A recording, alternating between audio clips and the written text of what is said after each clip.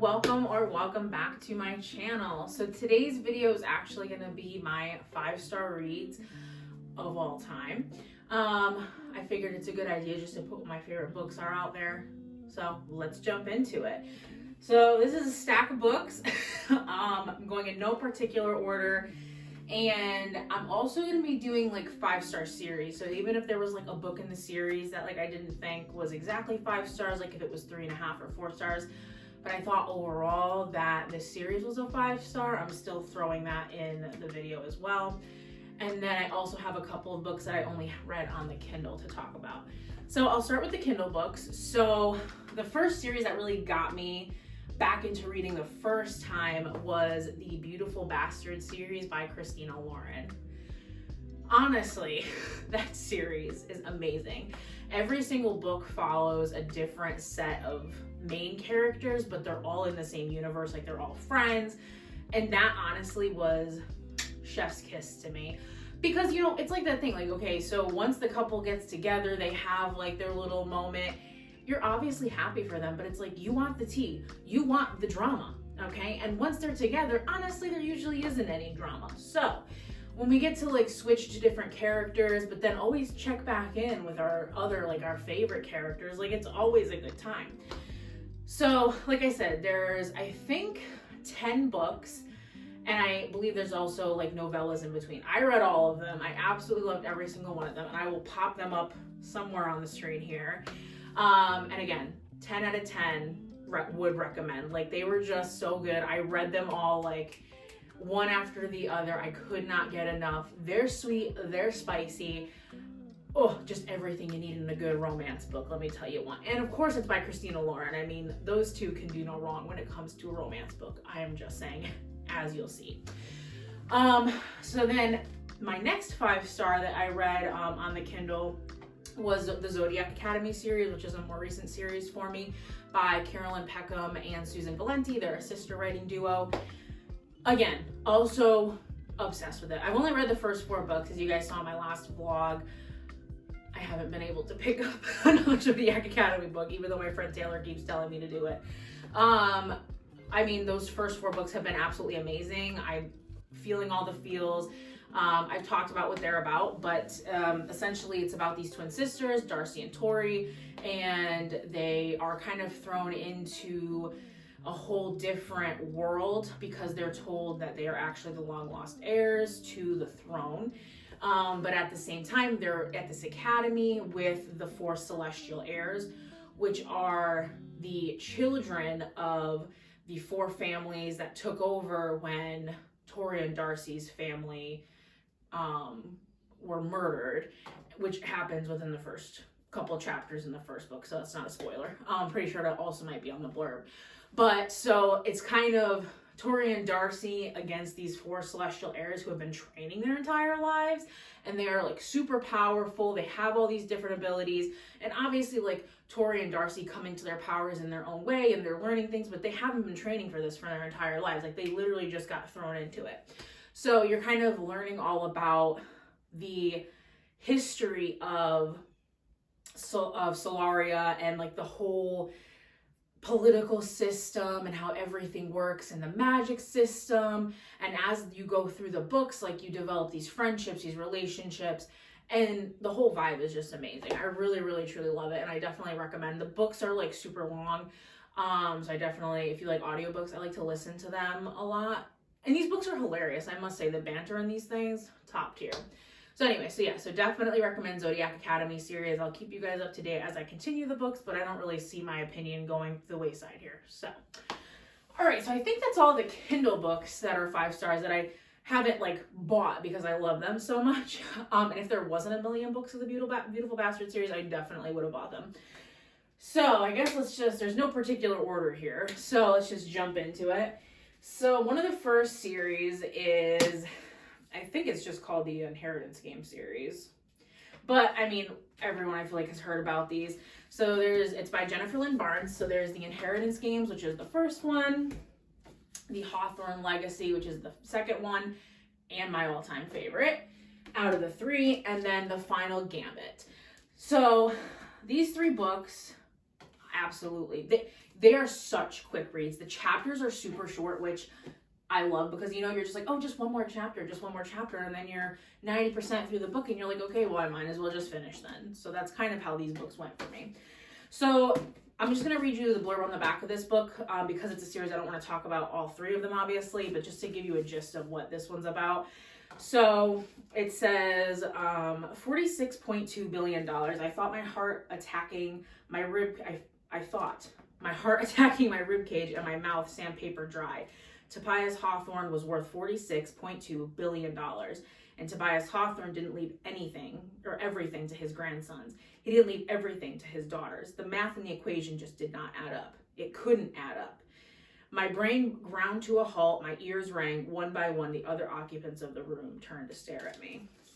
So this is like a little excerpt from the book. So it's essentially about our main character, Avery, and she learns that she is the, pretty much, like I said, doesn't leave everything to his grandsons or to his daughters, leaves her most of it. And you kind of go through the series of figuring out why he left her all this money, and there's so many like twists and turns, and there's like a sub-romance plot, and it's just amazing. Like I said, he leaves her pretty much everything, but the only twist is that she has to live in the Hawthorne Manor with all these people that did not get all of their grandfather/father's money. So, just so many interesting and good things happen in this book.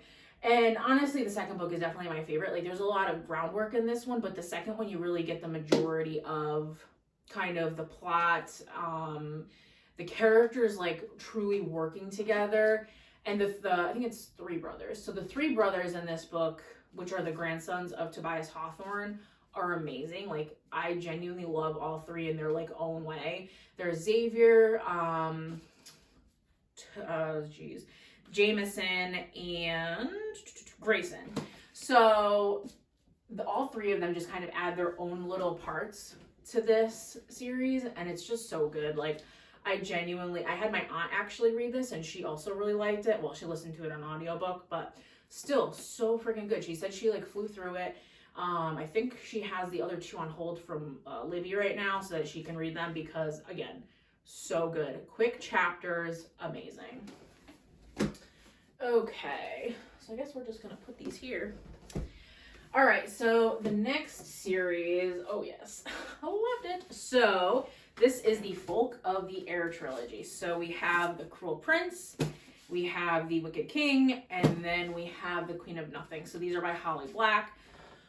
Oh man, when I tell you, I fell in love with these books, and not because of the romance, because if you're looking for like a heavy romance, like a fantasy romance, this ain't it. This is a lot of politics. And when I first read the first book, I think I only gave it 3.5 stars, because honestly, not a fan.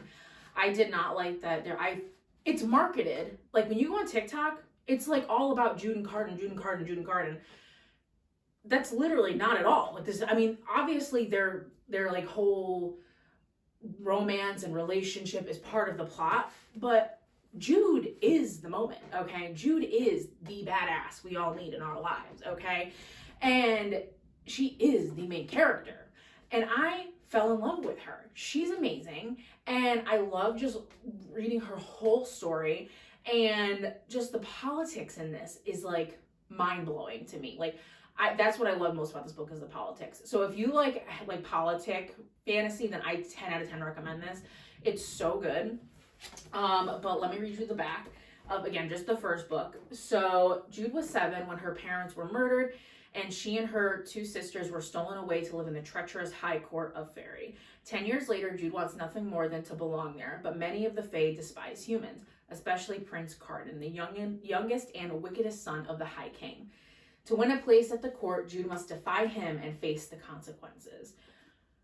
Doesn't give you a whole heck of a lot of information, but it gives you a bit of backstory, and I fell in love with this series so much. I actually am going to recommend it to my mom, because I just had her read one of my other favorite series, and she absolutely devoured it, so I'm probably going to have her read this as well.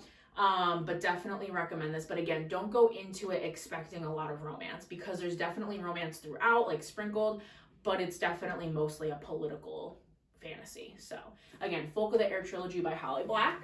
And I'm sorry if this video is all over the place. I'm kind of a hot mess today. So just figured I'd throw that out there. Okay, so I guess we can move over here. As you can probably see, it's full of tabs. Okay, so,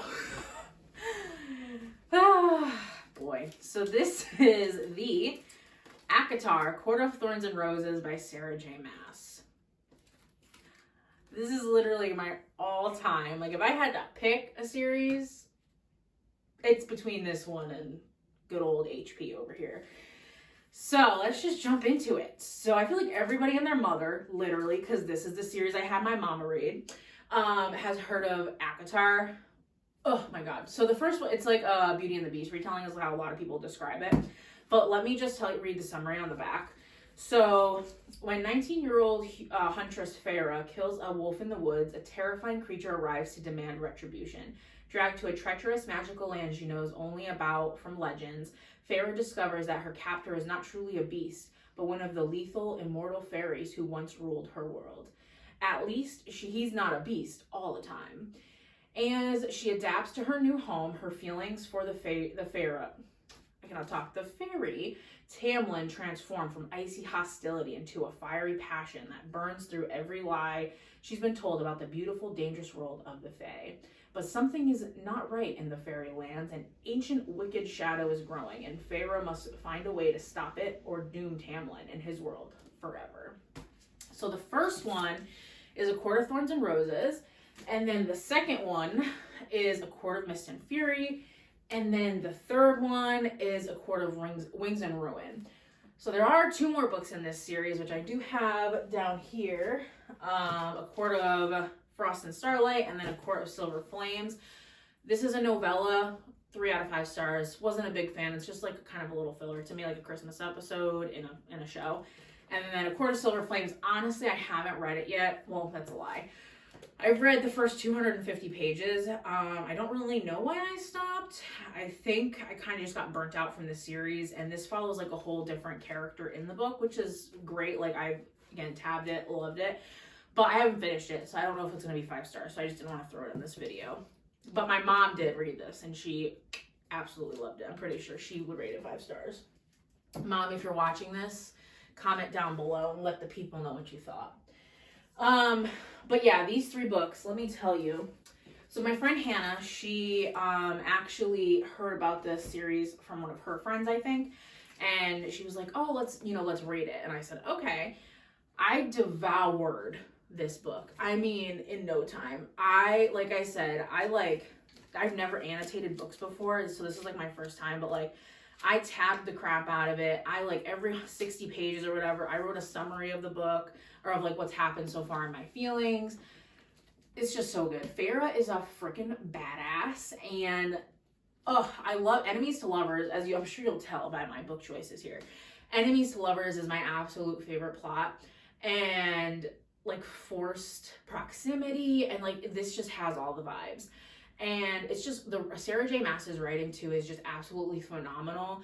And I'm actually currently reading one of her other series, the Crescent City series. I'm on the first book, The House of Earth and Blood, and even then, like, I'm just loving that as well. But again, I absolutely love it, and I don't want to go too into depth because all 3 books, obviously it's a series, so I just don't want to tell you guys too much about it. But just know that this series has a lot of romance. Definitely not like the Folk of the Air trilogy, but it's so good. Like, I genuinely did not think I've never read fantasy before this, and this kind of put me in my fantasy overdrive, and a lot of the books I've been reading have been fantasy, and I just absolutely love fantasy. Like, I don't know what there is about it, but like especially romance fantasy is just so good. So yeah, so I absolutely love these. Again, my mom loved them. I tabbed the crap out of these. So I've tried different annotation styles, as you can probably tell. So this one is like super tabbed up. I didn't write in any of them. And this one I still wrote on Post-it notes. But again, I did tab, and then I did like every 100 pages, I think, in this one, I did like summaries. And then in Court of Wings and Ruin, which is honestly, a lot of people say that A Court of Mist and Fury is their favorite. which don't get me wrong, it's absolutely friggin' amazing. But A Court of Wings and Ruin is my favorite out of the three, if I'm being honest. I could not put this book down. A lot of people said that the main plot in this drags and like they feel like it's a lot.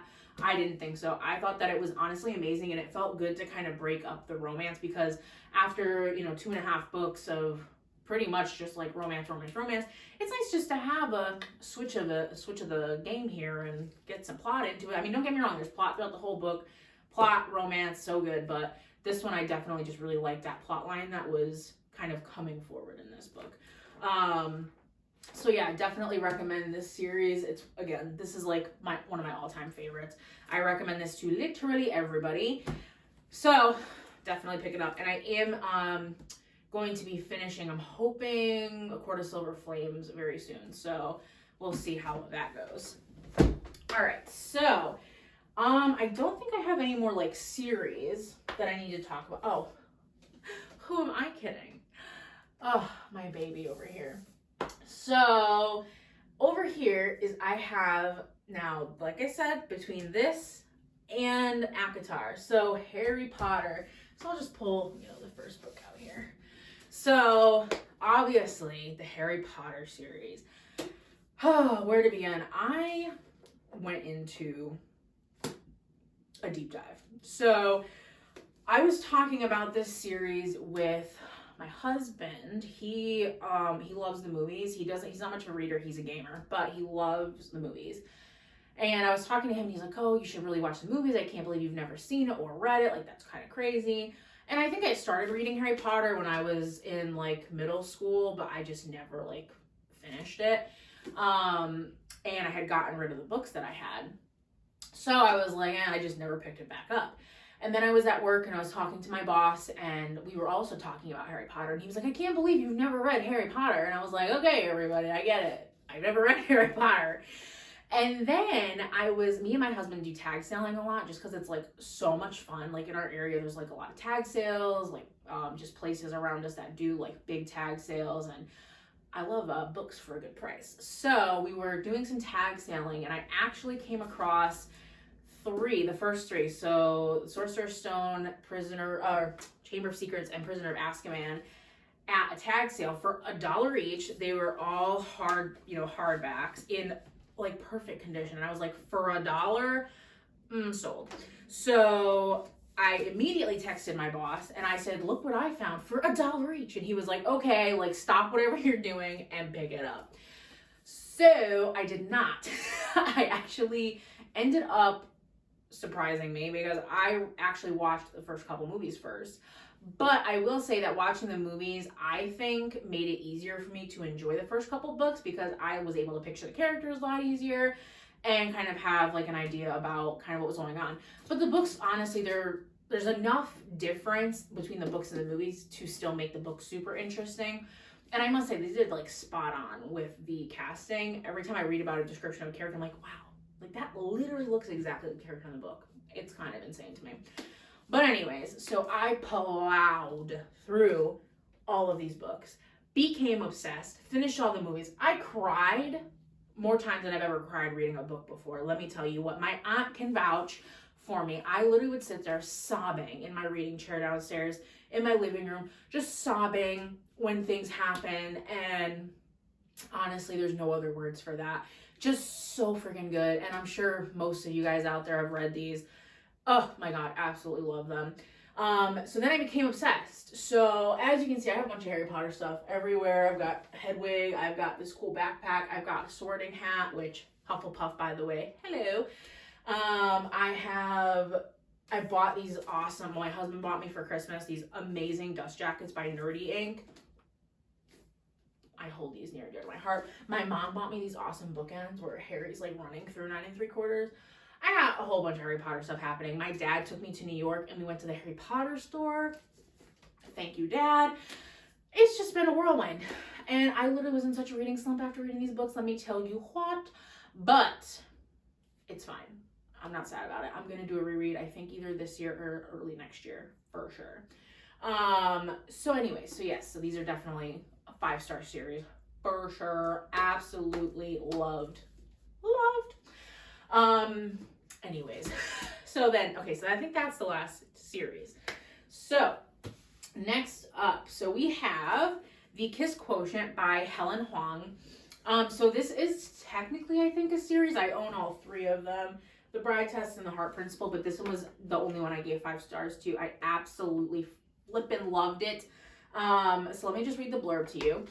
So Stella Lane comes up with algorithms to predict customer purchases, a job that has given her more money than she knows what to do with, and way less experience in the dating department than the average 30-year-old. It doesn't help that Stella has Asperger's, or that French kissing reminds her of a shark getting its teeth cleaned by a pilot fish. Her conclusion, she needs a lot of practice. With a professional, which is why she hires escort Michael Fawn, with the looks of a K-drama star and the martial arts moves to match, the Vietnamese-Swedish stunner can't afford to turn down Stella's offer. And when she comes up with a lesson plan, he proves willing to help her check off all the boxes from foreplay to more the missionary position. Before long, Stella not only learns to appreciate his kisses, but to crave all of the other things he's making her feel. And their no-nonsense partnership starts making a strange kind of sense, and the pattern that emerges will convince Stella that love is the best kind of logic. You guys, please read this book. It was, if you hear any noises, I have a bearded dragon. He's over here in his cage. Sorry. This book was flippin' amazing. And it was blurbed by Christina Lauren, which, again, they're my all-time favorite writing duo. Absolutely love them. This was just so good. Like, the not really a forced relationship, but the kind of partnership that they create by Stella hiring Michael and their whole dynamic with each other, and then how it develops is amazing. And Helen does such an amazing job writing about characters. I think all the main characters in these 3 books they're on the spectrum of autism, and I feel like she does such a really good job at like touching at all the different things that these people go through that maybe most people don't go through. And it was really interesting to read about that, you know, from the main characters' perspectives. And again, this was just so good. I don't want to give too much away. I mean, it's rom-com. There's so much humor in it. I love a good banter book, and this just had it for me. And again, I think I gave these ones like 4 stars, so they were still really, really good. But this one, definitely my favorite. Kiss Quotient by Helen Huang. Okay. So next up, another favorite, obviously, is The Hating Game by Sally Thorne. The banter in this book is honestly unmatched. The 2 main characters, Lucy and Josh, are just chef's kiss. So, Lucy Hutton and Joshua Templeman hate each other. Not dislike, not begrudgingly tolerate, hate. And they have no problems displaying their feelings through a series of ritualistic passive-aggressive maneuvers as they sit across from each other, executive assistants to co-CEOs of a publishing company. Lucy can't understand Joshua's joyless, uptight, meticulous approach to his job. Joshua is clearly baffled by Lucy's overly bright clothes, quirkiness, and Pollyanna attitude. Now that they're up for the same promotion, their battle of wills has come to a head, and Lucy refuses to back down when their latest game could cost her her dream job. But the tension between Lucy and Joshua has also reached its boiling point, and Lucy is discovering that maybe she doesn't hate Joshua, and maybe he doesn't hate her either, or maybe this is just another game. So this whole book is just about Lucy and Josh kind of going back and forth with each other, like tit for tat, one doing one thing, the other doing another. And it's like workplace romance, enemies to lovers, like, oh my God. And it's like a slow burn. Love it. Again, absolutely recommend. Not enough good things to say about this. There's also a movie. Didn't love the movie, but didn't hate the movie. Definitely would recommend watching it. Because Lucy Hale actually plays Lucy Hutton, and I love Lucy Hale. She's a legend. So, I mean, it's just because I watched Pretty Little Liars and I loved her in it. So, anyways, but yeah, so definitely recommend this. Such a good book. Just again, the banter. Again, you'll see a trend. I think most of these books are like enemies to lovers. So, all right. So next up. So I actually just finished this book. This is Legends and Lattes by Travis Baldree. Oh my God, what a cute little cozy book. I loved this. So this is a cozy fantasy is what they call these books, I guess. And it's like my new favorite genre. I throw on some ASMR ambiance music on my TV. I sometimes throw the audiobook on in my headphones, and I just am like transported to another world. And this is like no other, because the main character is Viv, the orc. And it's just like, the way that they describe this book is a novel of high fantasy and low stakes. Sold. Like, I love the journey that they're on here. I love the relationships, love the friendships. I just love the whole vibe. So let me read the back. So after a lifetime of bounties and bloodshed, Viv is hanging up her sword for the last time. The battle-weary orc aims to start fresh, opening the first ever coffee shop in the city of Thune. But rivals old and new stand in the way of success, not to mention the fact that no one has the faintest idea what coffee actually is. If Viv wants to put the blade behind her and make her plans a reality, she won't be able to go it alone. But the true rewards of the uncharted path are the travelers you meet along the way. And whether drawn together by ancient magic, a flaky pastry, or a freshly brewed cup, they may become partners, family, and something deeper than she ever could have dreamed. Oh, you guys, please read this. Please, please, please read this. It's flippin' amazing. It is just so sweet and so cozy, and I just have so many good things to say about this book that I just can't even articulate, because it was just so amazing. Like, the word, like, cozy is just the best way to describe this. Like, I literally would read this with like a cup of hot tea, again with my ambiance like playing in the background.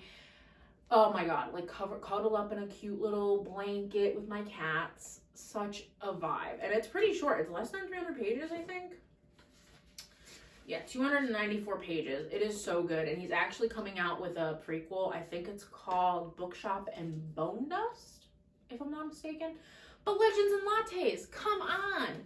If you love fantasy, yes, read this book. Okay. Even if you don't love fantasy, pick it up. My stepmom's actually borrowing this book for me, the one that I've talked about many a times, and she has been reading a lot of the same books that I've been recommending her, and she's actually going to be picking this one up. So, Amy, if you read this after I post this, let peeps know your thoughts, because she doesn't really read like a lot of fantasy books. She's just like kind of getting into reading, and I don't think she's read a fantasy book yet. So we'll see if she likes it, and if she likes it, then I feel like anybody can like it. I also have it on hold for my aunt Libby so that she can listen to it. So getting all my people involved in that book. All right, so next up, wow, Stephen King fairy tale.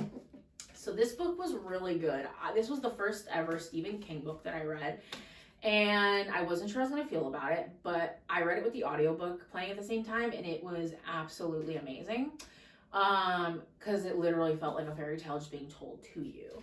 And there's kind of two parts to this book. There's like the first part that kind of talks about the main character, and then there's the second part that kind of goes into the more adventure side of the book. Oh my god, Castiel, you need to calm down.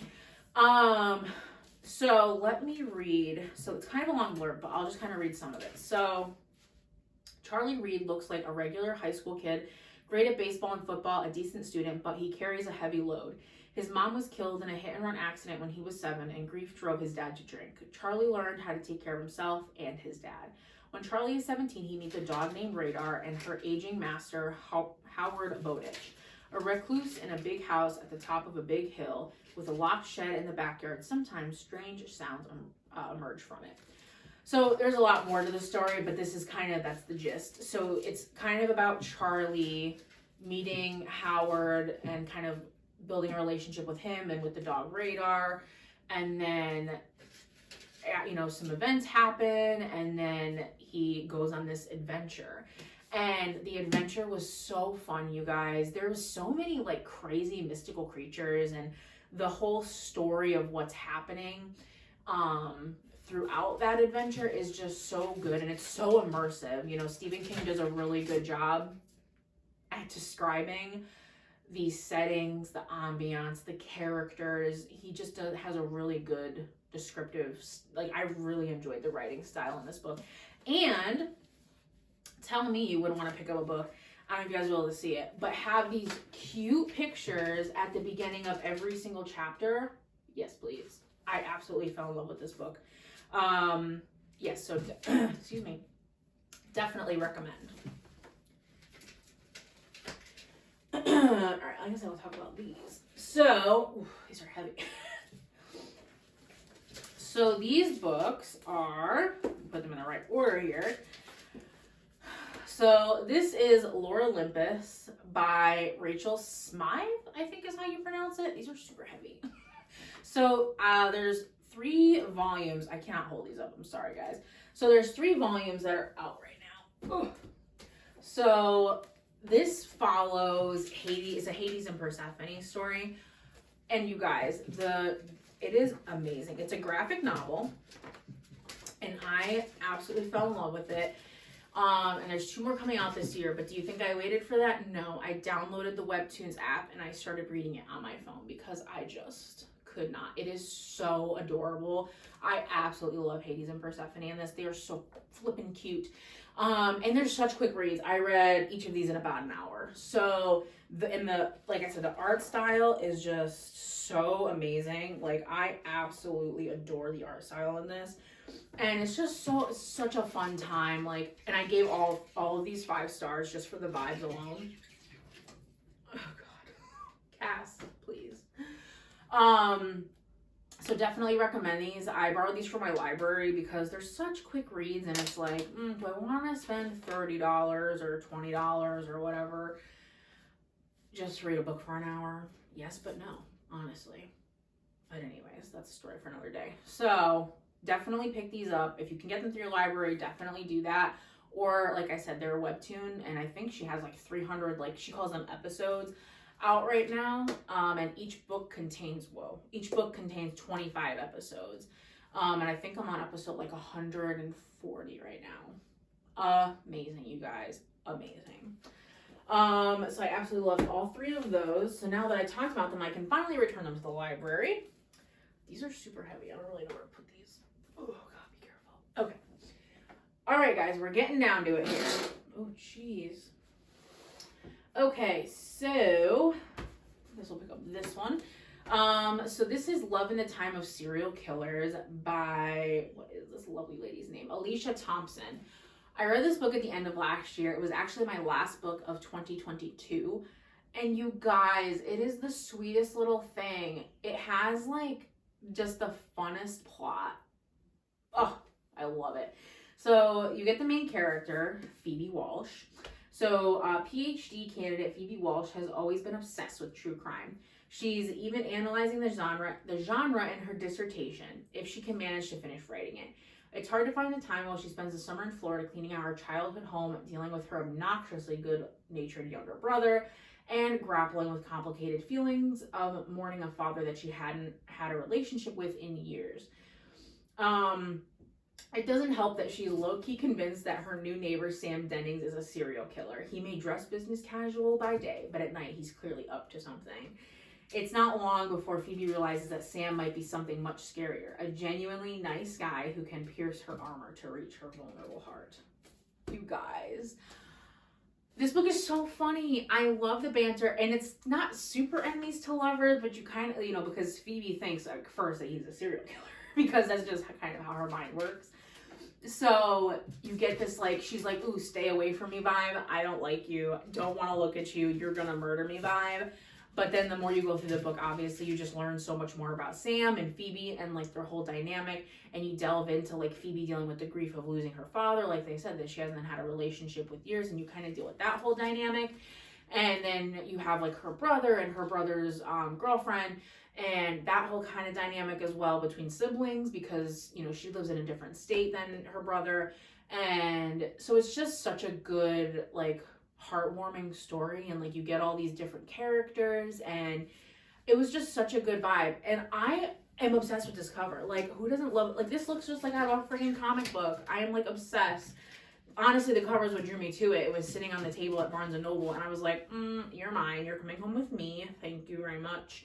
And I gave it a 5 stars. It was so good. Okay. Oh, I lied, you guys. I do have another series to talk about. I think this one is the last series. So this is the To All the Boys I Loved Before series by Jenny Han. You guys, I actually watched the first movie first before I even knew it was a book. My bad. So good. I love these characters so much, and like the movies made me love it even more because I love Noah Centineo, and I absolutely love I think Lana Condor is her name. Love them so much, and they're so cute together. Anyways, before I rant about them, so there's 3 books. So there's To All the Boys I've Loved Before. I think this one the second one. Oh, here we go. P.S. I Still Love You, and then Always and Forever, Laura Jean.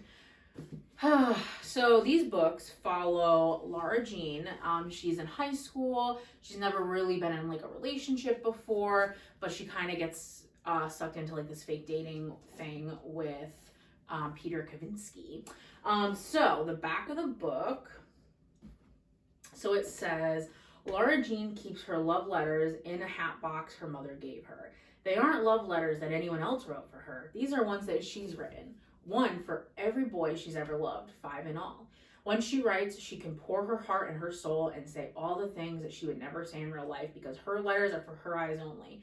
Until the day her secret letters are mailed, and suddenly Laura Jean's love life goes from imaginary to out of control. You guys, freaking love this book. I get all the feels from Peter and Laura Jean. It's just so cute.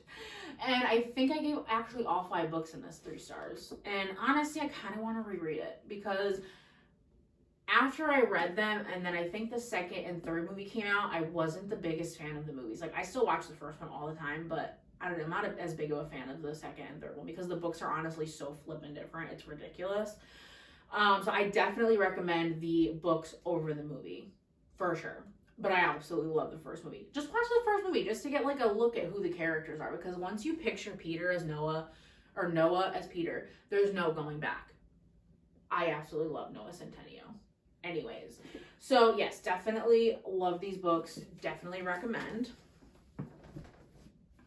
Okay, we're getting down to the nitty gritty here. So the next one is It Ends With Us by Colleen Hoover. This book, I went through all of the feels.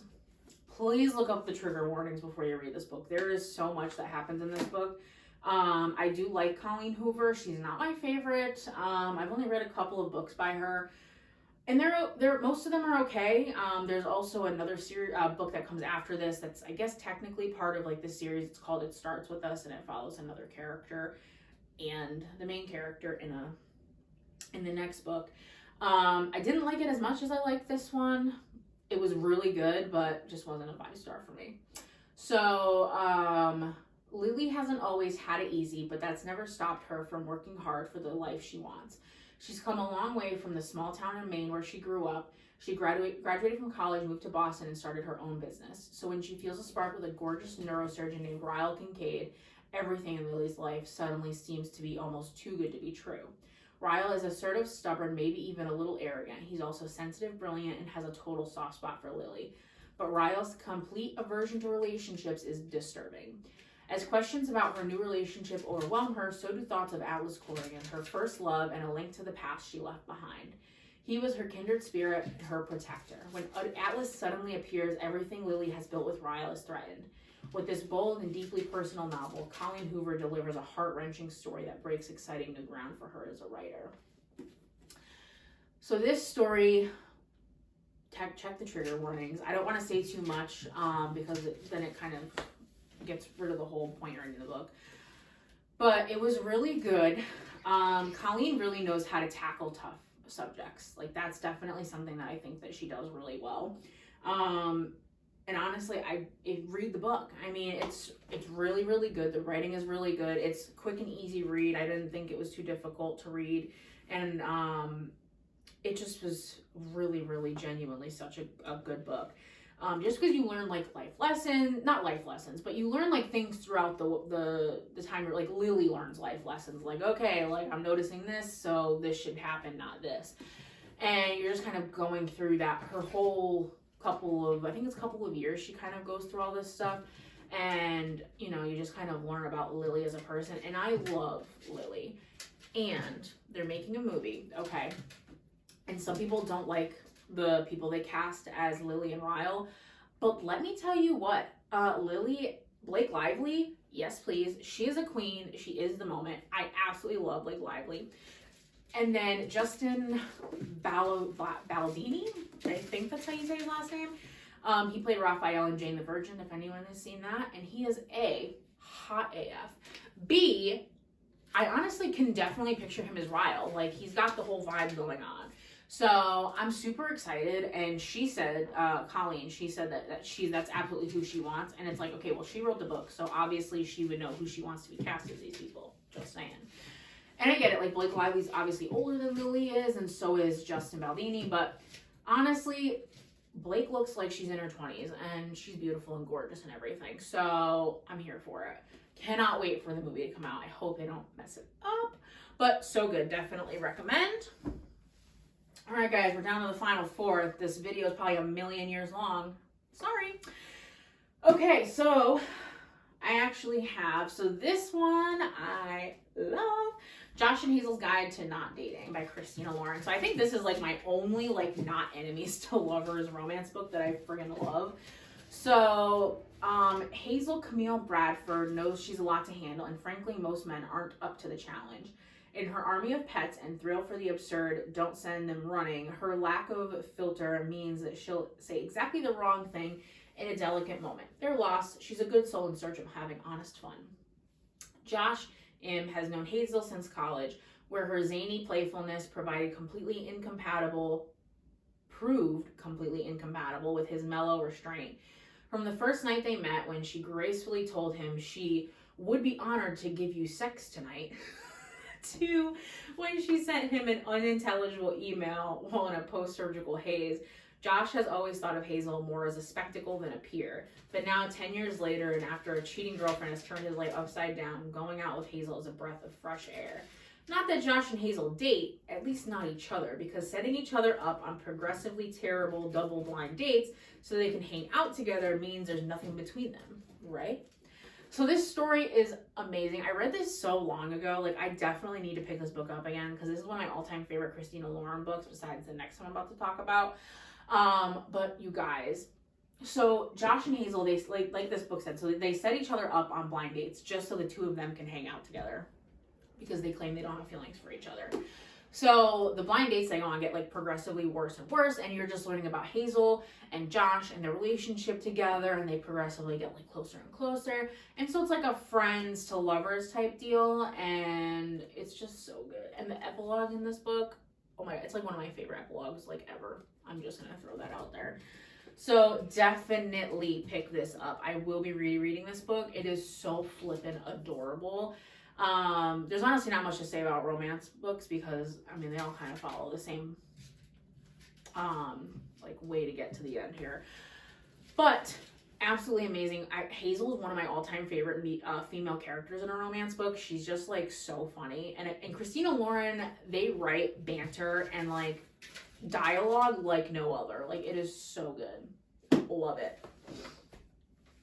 So the next book is also Christina Lauren, and I don't know if I could pick between these two, but the UN Honeymooners, you guys, and look at this cover. I love this cover. I'm obsessed. It was so good. This book was flippin' hilarious. The two main characters in this book are so funny. Oh my God, can you guys hear him? He's like acting like a maniac over there. Castiel, we're trying to film a video, my friend. I love you, but can you relax? We're almost done. I promise I'll be out of your hair. All right, so Olive Torres is used to being the unlucky twin. From inexplicable mishaps to a recent layoff, her life seems to be almost comically jinxed. By contrast, her twin sister, Amy, is an eternal champion. She even managed to finance her entire wedding by winning a few contests. Unfortunately for Olive, the only thing worse than constant bad luck is having to spend the wedding day with the best man and her nemesis, Ethan Thomas.